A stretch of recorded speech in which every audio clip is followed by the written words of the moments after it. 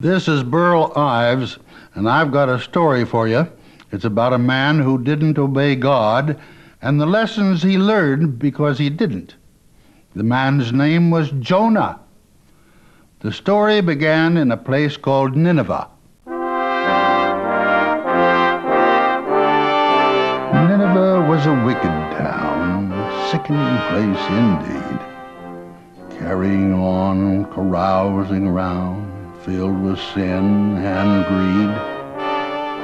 Nineveh was a wicked place, a wild, wild town, you see. The entire place was a known disgrace. I'm sure that you'd agree. And the Lord is a patient Lord, you know. He only waits so long. And he watched the sin in Nineveh grow and said, "This town is all wrong." The Lord is a gentle God, you see. And he saw that dreadful town, and he said, "I'll end their sinful spree. I believe I'll tear it down." God found Jonah a long way away and said, "My mind's ill at ease. Jonah, I want you to pack up today and go tell that town that God is displeased."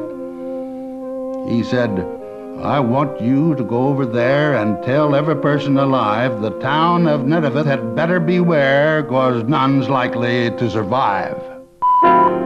But he didn't do what the good Lord said.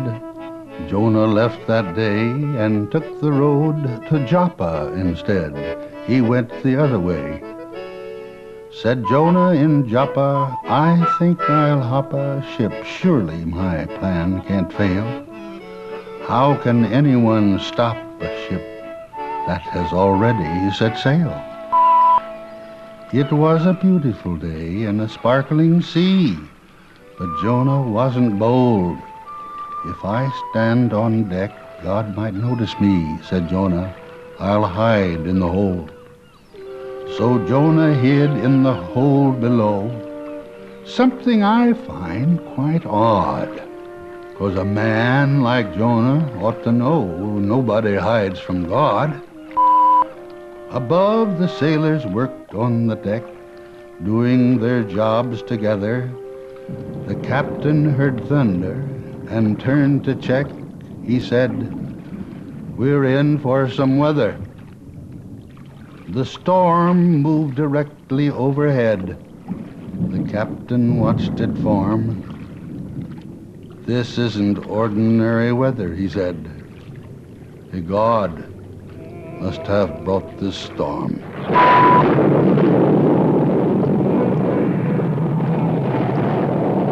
"Whichever God you worship," said the captain to the men, "pray to him for our poor ship, or we'll never see land again." The sailors prayed to different gods. The storm continued to blow. The captain said, "It's truly odd.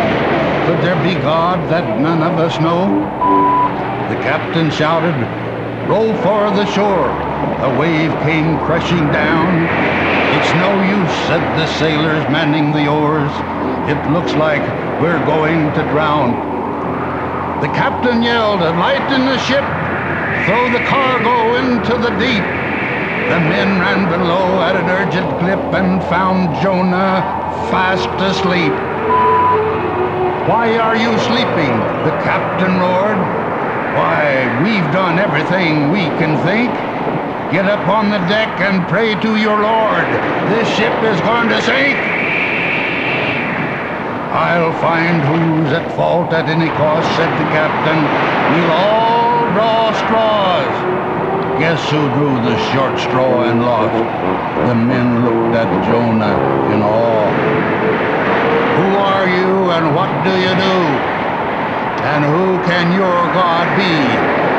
Jonah was asked by the men of the crew as they watched suspiciously. Jonah admitted, "I tried to run, and my God is angry with me." And then he said, "My God is the one who created the land and the sea."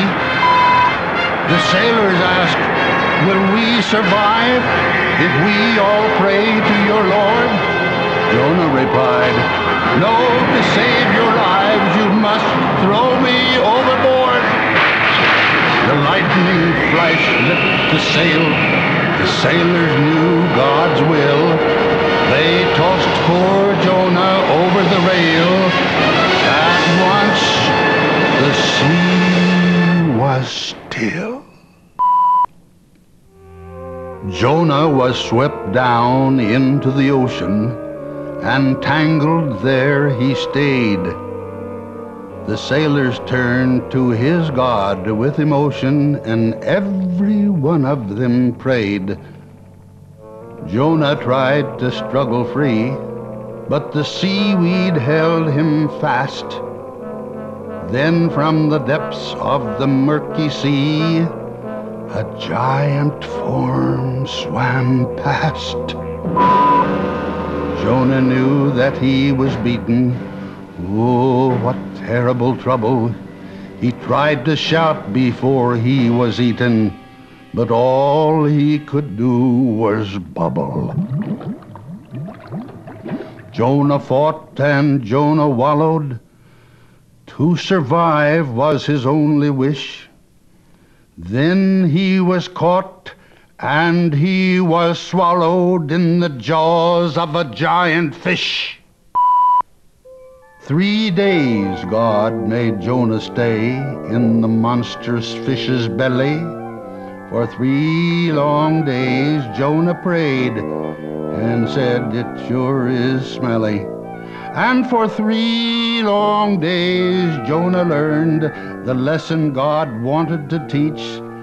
Then from the depths the fish returned and spit Jonah up on the beach. God said, Jonah, you're going to find after this episode that the city of Nineveh is still on my mind, so Jonah hit the road.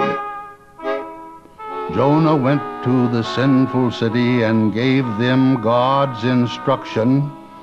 The future of Nineveh doesn't look pretty, said Jonah. You all face destruction. Jonah feared the people would frown, or even worse, get mad. To Jonah's surprise, they gathered round and said, we know we've been bad. The king of Nineveh came out and heard this message Jonah was preaching. He said, I hope we can learn from the word of the Lord as you, Jonah, are teaching. The king told his people to fast, to go without water or food, and pray to God to forgive their past and forget his destructive moods. The people changed their sinful ways while Jonah preached all the while, and God heard the people of Nineveh pray, and he began to smile. The city was saved, but Jonah pouted. I told them the end had come. I stood there and raved.